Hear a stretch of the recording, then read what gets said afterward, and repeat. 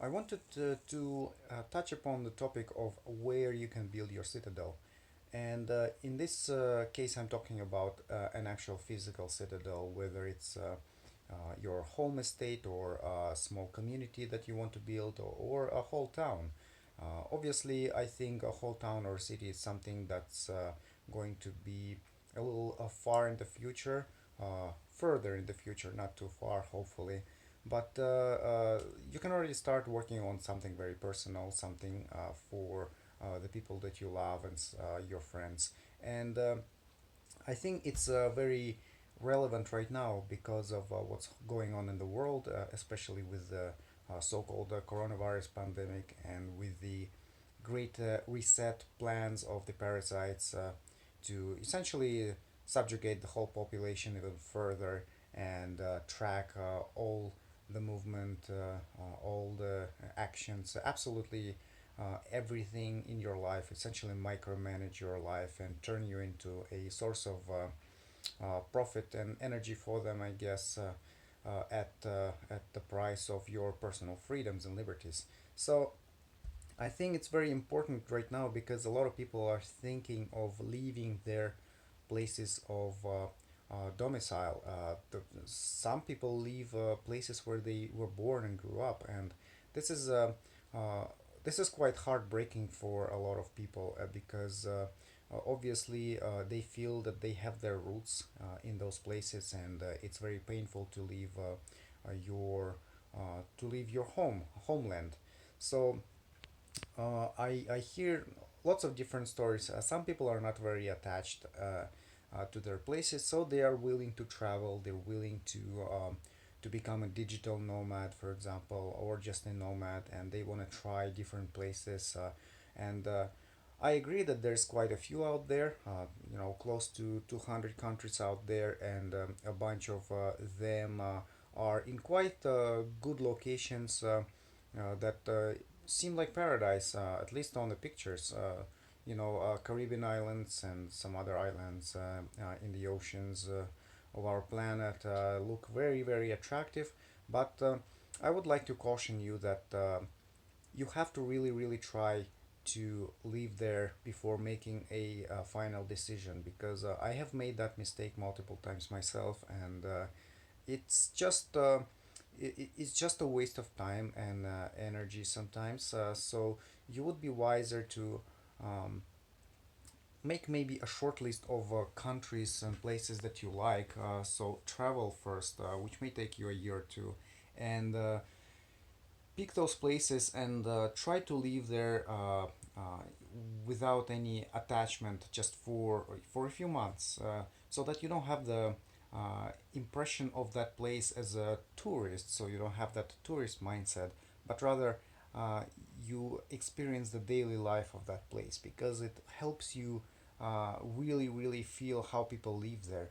Because on the surface you may like the place, but there may be all kinds of things that you may not like long term, and it can be you know things like the infrastructure or the government bureaucracy. It can be just the people themselves. Maybe you won't like the native people who live there, or just the culture of the place, or even the food. Right there's all kinds of reasons that why you may not like the place a few months down the road. So I would highly recommend that you try it out first before making an actual decision to move.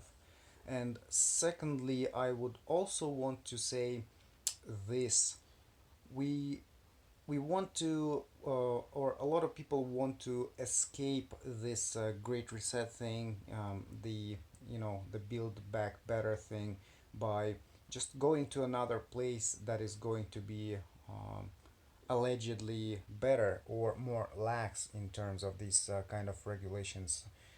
And what I'm talking about, obviously, is parts of this Great Reset plan, such as COVID passports and all kinds of surveillance technologies, and giving up your private property and things like that. However, I don't think that you can really escape this ultimately because I do believe that the parasites have a quite a strong hold on pretty much the whole planet, on pretty much all the countries out there, and If there are some countries that you think are a little more free than others in terms of these things, it's probably by design, or maybe because they are a little less important at this point in time. But if they do want to impose such things even on the Caribbean countries where things are quite relaxed, they probably will. So um, and I don't want to paint a very negative picture here, but all I want to say is that uh, it's not a bad option to try to find a place, a better place where things may be more relaxed, and those places may as well exist. However, I hope it's not gonna end up into a perpetual running away, into a constant escaping, so that your life will essentially become a life of exile for the rest of your days, in which you jump from one place to another as soon as shit hits the fan. Essentially, in the place where you live, you just need to move on to another place. Needless to say that it's quite stressful. It's also very discouraging and very uncomfortable, especially when you have a family and you have kids. So but then you can also ask me, what is the alternative? Do I have to really suffer and bear the negativities that happen in my place? No, that's why I'm talking about it. It's not really that.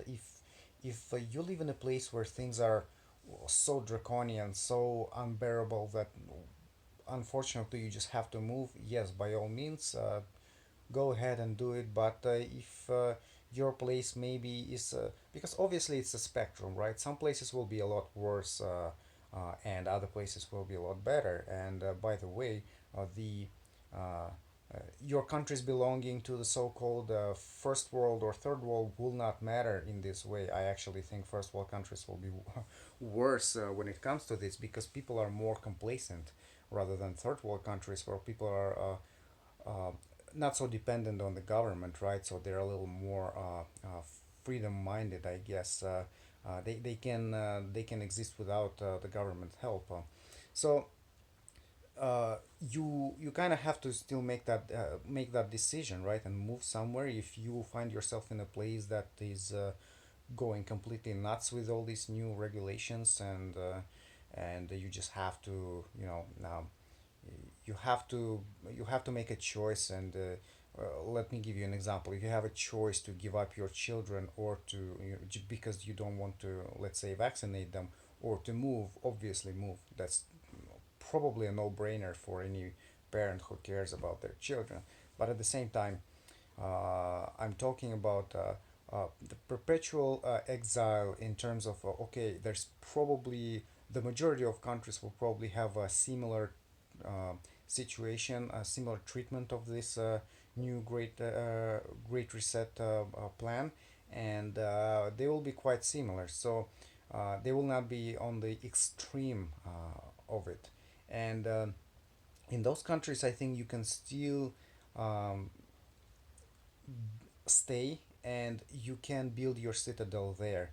And this is the place. If you are already in that country and this is your home, I think it's quite a rational decision not to leave and just stay there, and for the lack of a better word, resist or fight it. Fight the whole thing, fight the disease. And I'm not talking about the coronavirus here.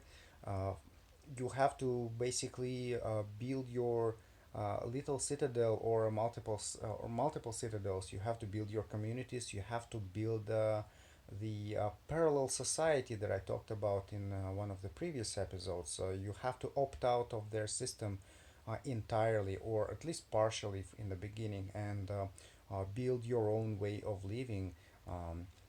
Obviously, they will put lots of sticks in your wheels, and they will create all kinds of incentives to follow their program. But at the end of the day, you're not going to save the world. All you can do is to save yourself and save your children, your family, your community, and build something with them. If you do it for yourself and for your loved ones, I think this will matter. and the more little communities, independent communities, parallel communities appear, the better it is.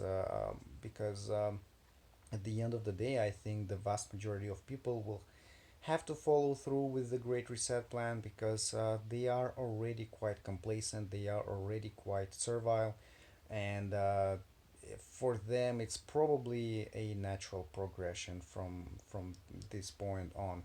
So um, yeah, bottom line is if your situation is unbearable, move somewhere else.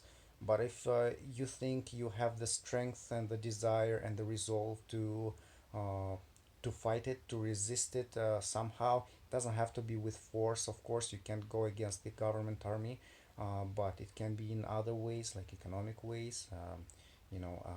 Just going living a little bit in a segregated way somewhere in a remote community.